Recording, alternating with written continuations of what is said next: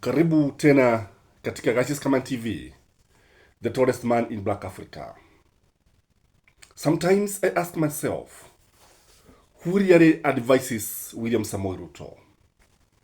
Who are the advisors of William Samoei Ruto? Because the Ministry of Roads and Transport and whatever, that is led by Kipchumba Murkomen, is planning to increase the road maintenance levy from 18 shilling to 25 shilling. And already they have started the process of what we call public participation so that they can change the law. This is going to increase the fuel prices. From August, you look at this government and ask yourself if for sure they know why the Gen Z are on the road. You look at this government and you see a government that does not reason. A government that does not care about the common mwananchi. A government that is just there, look at Kenyans with contempt, and it's like adding salt to a bleeding wound. Ni kuweka chumvi katika kidoda ambacho kinavuja damu. Ladies and gentlemen, I want us to look at the implication of increasing the fuel levy from 18 shillings all the way to 25 shilling. If you're here for the first time, please like this video and subscribe to our channel if you have never. For our viewers, I like the way we have continued to support this channel, liking the video, sharing. I don't take it for granted. Please like the video.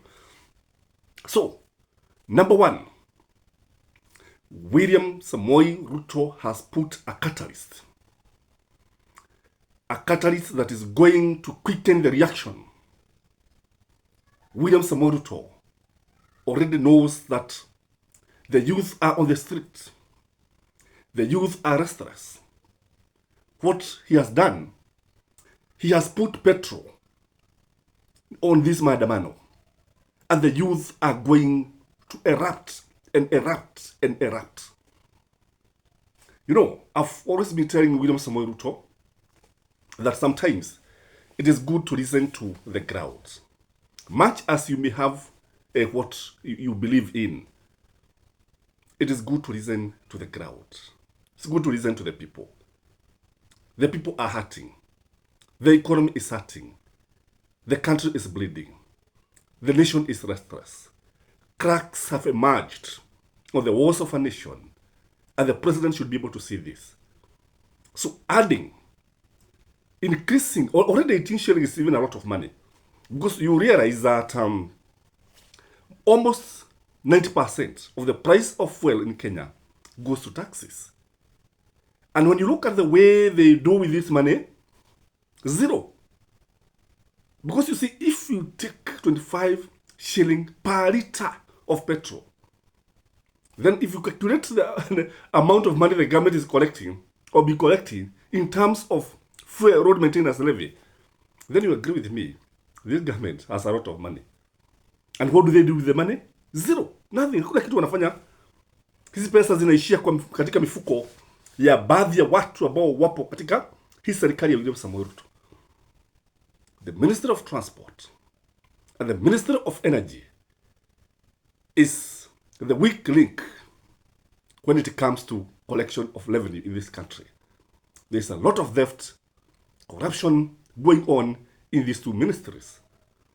The second effect is that the cost of living will be very high.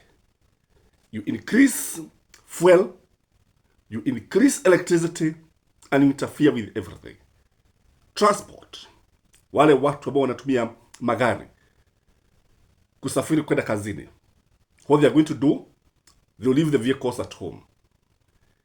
The PSV, they're going to hike fares. And who is going to suffer? Common mwananchi. So, other than now having a restless youth, the nation will still continue having more pain. And this one will ensure that William Samoei Ruto will be a one-term president. I've always been saying this, that William Samoei Ruto will be a one-term president. Come rain, come sunshine. He cannot win the second term. Who is going to vote for William Samoei Ruto? Because anytime this government wakes up in the morning, they start thinking, planning of how they are going to cause more pain to Kenyans. That thing that is going to happen, the cost of goods is going to be higher. The price of basic commodities will be higher. How many industries depends on fuel and diesel? So many. Hata bei, hata uga wanatumia hizi vitu kusiaga mahindi, kusiaga gano. Look at it from all angles. Again, the investors will keep on running away from Kenya. Which investor is going to come to a country that is not even sure what is going to happen next? You know, an investor needs to know what will happen next.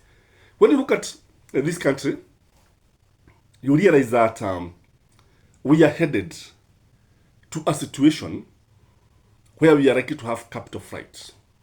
Investors running away from our country. They have been running, I don't deny that. They have been running away. But now William Samoei Ruto is accelerating. In fact, Kenya will soon become a laughing stock. To become a laughing stock. And you know, it was an economic hub in East and Central Africa during Kibaki's time. During Uhuru Muigai Kenyatta's time. In fact, Tanzanians walikuwa na mchezo wakisema kwamba wakati wanakuja Nairobi, wanasema wanakuja London. Kimchezo mzaha. We know ni mizaha. Unajua Tanzania mizaha mingi sana. Because in Nairobi, life is fast moving, fast life, you get most of the things that you want, and the economy was thriving, everything was. Okay, it was not perfect, but at least it was manageable. But now, when you look at this government, you see a government that does not care about the common mwananchi. A government that wakes up every day, increase the road maintenance levy. When we look at the roads that are being maintained, they're in poor state of whatever. And I think time has come for this government to be audited. No, the auditor general is there, I'm not refusing. The control budget is there. But we need to do more than that. Where does this money go? That is a question that Kenyans should be asking. Because when you look at many other things that are happening in this country, you realize that we are losing this country, we are losing this nation very fast. William Samoei Ruto said that he's going to talk to the youth, he's going to listen to them, but you ask yourself, what is there to talk about? There's nothing to talk about. The youth are telling him, withdraw the finance bill. It is punitive, it's draconian, it is hurting. So there's nothing to talk about. William Samoei Ruto need to climb down and come to the level of mwananchi. William Samoei Ruto need to tame his guys. And the way they have been talking to Kenyans, let them talk with respect. Let them handle Kenyans, because Kenyans are the bosses of this country. They are their employers. Let them talk with respect. Let them listen to what the Kenyans are saying. Otherwise, have a blessed day. Like this video. Till next time. Bye-bye.